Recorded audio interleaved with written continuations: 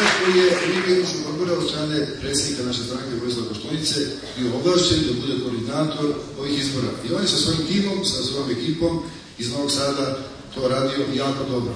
Ja bih se zahvalio i ovom prilikom i gospodinu Željku Travici,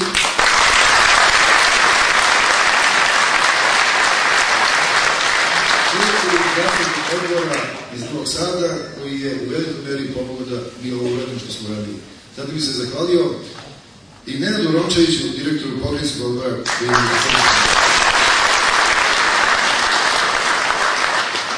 Sada ću se ogrešiti o sve one koje neću spomenuti, nema vremena da spominju, a bilo je mnogo ljudi, znači naši prijatelji koji su nam pomagali, će nastaviti sa nama još nedelju dana, još ovih 7 dana, da ubedimo sve one koji ne veruju ili koji imaju dilemu ili koji nisu sigurni šta treba da urede 24. januara. A posle ove naše konvencije, kada Vojislav Koštunica bude završio ovu našu konvenciju, ja sam siguran da će onih koji će izabrati broj 4 biti mnogo, mnogo više nego što svi naši partneri i rivali ovih izborima očekuju.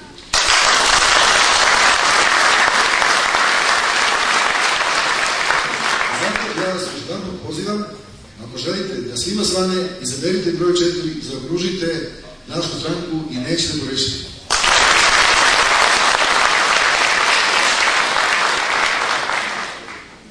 Po programu je bilo predviđeno, ja sam do sada na svim ovim našim tribinama bio i konferencijer i vodio ovaj program. To sada umesto mene čini gospodin Saša Torlaković, inače njega nije niko predstavio. Kaže, Saša Torlaković je kao poznati glumac i predsjednik okružnog odbora naše stranke. Saša Torlaković je nastaviti program i ja se zahvaljujem.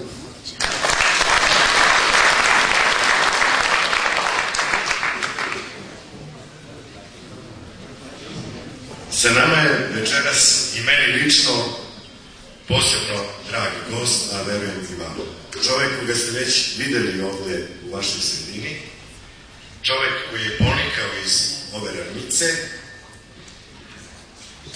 radi i kao predsjednik Odbora za kulturu Demokratske stranke Srbije, srpski pisac Siniša Kovačević.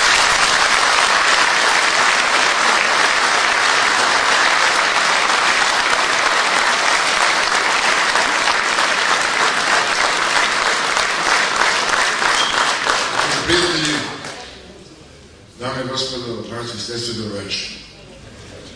Veliko mi je zadovoljstvo što sam pred vama večeras. Dopada mi se vaš slogan da svima svane. U njemu prepoznajem i akronim naše stranke, DSS. Razlog zbog čega je taj slogan takav da svima svane leži u jednom drugom akronimu. On glasi da smrtlo je. A vi u tom DS, da, smrtlo je, prepoznajte druga kronika.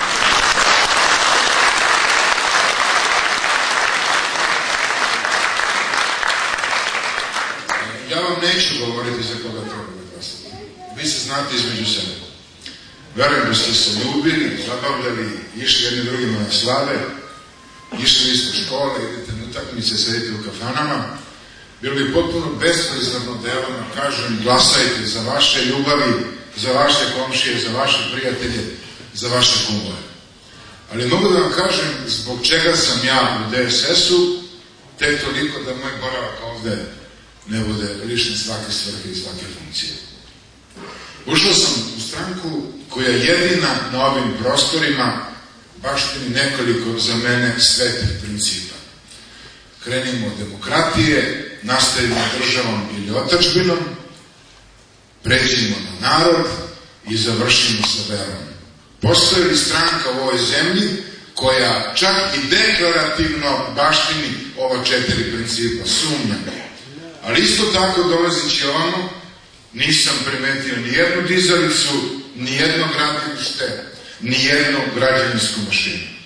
To govori o tome u kakvoj situaciji su Odžaci danas. A verujte mi na reč, sve to je čovekovo pravo da bude srećan.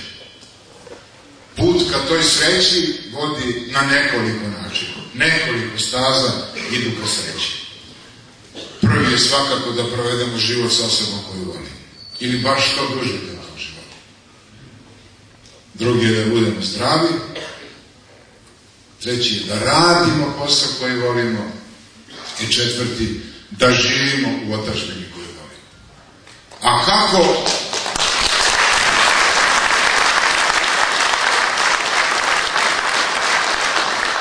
Ja ću vam postaviti jedno retorsko pitanje. Ne morate mi odgovarati. Da li ste srećni?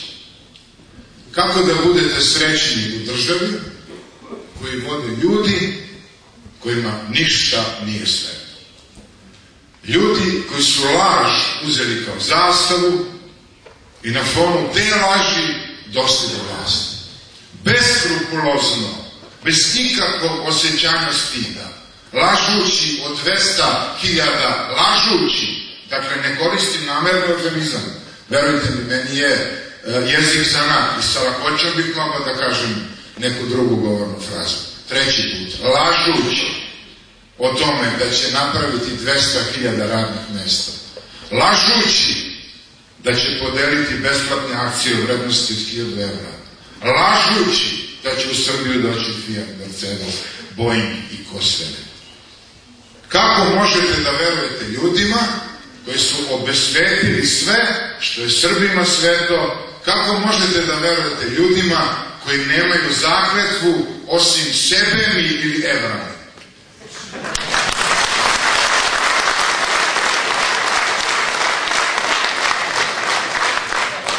Postavit ću vam još jedno pitanje. Jeste li siti? Rađate li? Zapošljavate li se? Penzionišete se? Jeste li prošli kroz Vojvodinu ovih dana? Jeste li primetili do koje mere je ona depresivna i pesimistična? Jeste li primetili da rode više ne sreću na srpske kravove u Vojvodini? Jeste li primetili da svake godine jedan Sombor bude izbrisan sa mape Vojvodine? Zamislite da dogodine na današnji dan, ne dao Bog, uđete u avetinski prazan Sombor u kome šalukatre lupaju na praznim kućama. 30.000 Srba se svake godine više uputi prema groblju nego što zaplaće u porodilištima. A vlast ćuti.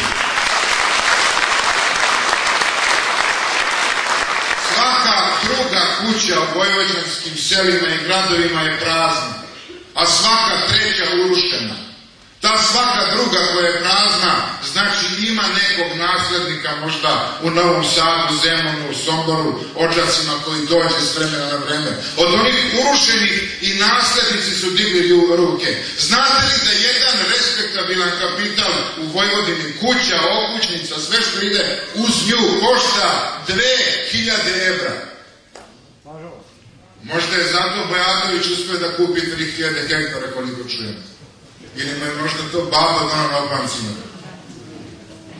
Zato sam ja u DSS-u, zato što je to stranka čestitih i odgovornih ljudi.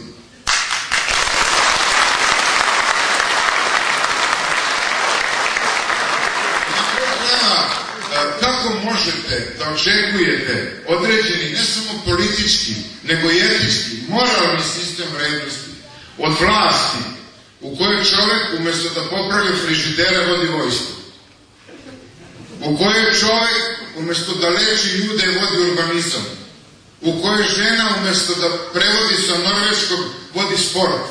Izvinjam se onim genijalnim ministrima iz vlasti koje sam zaboravio, valjda mi to neće uzeti za zlo. Da, ima još jedan genijalni također, fizičar koji vodi inostrane poslove. Možda nam je zbog toga juče Crna Gora udarila štamar. Možda nam je Mesić